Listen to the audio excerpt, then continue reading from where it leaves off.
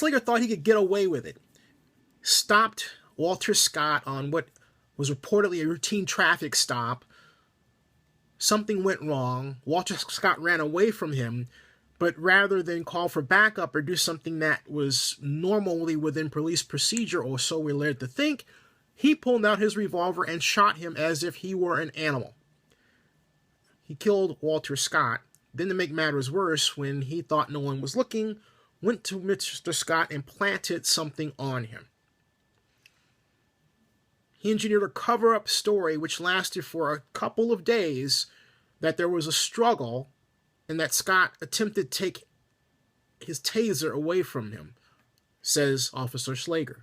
Then this video surfaces, which I will not post here, but undoubtedly you've seen, and I may post a version of it later, that shows Slager shooting Walter Scott as if he were a deer running along, going to him and putting something on his body, then waiting for other police officers to come, and of course then he creates this narrative, this story, this lie,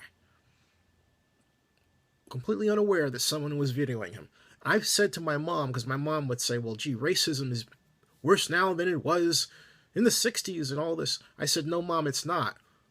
What's different is that we have smartphones, camera-equipped smartphones that can immediately communicate what happens, what we see in our lives. And it's held up a giant social mirror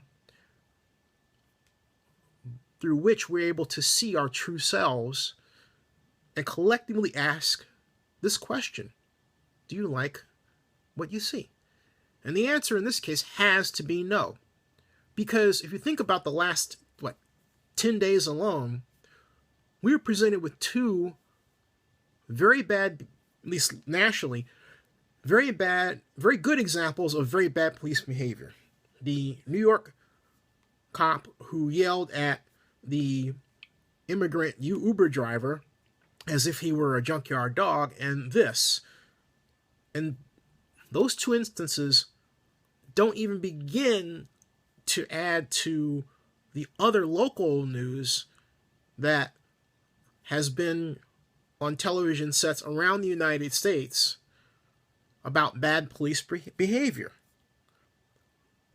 and shootings and police officers killing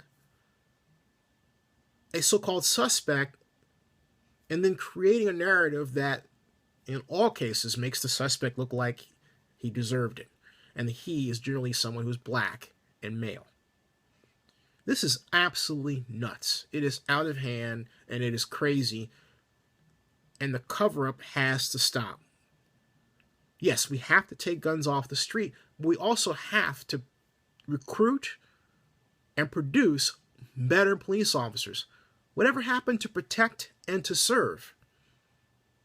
It seems like protect and to serve is being replaced in some cases with to attack and kill. No police officer should want to be accused of doing that.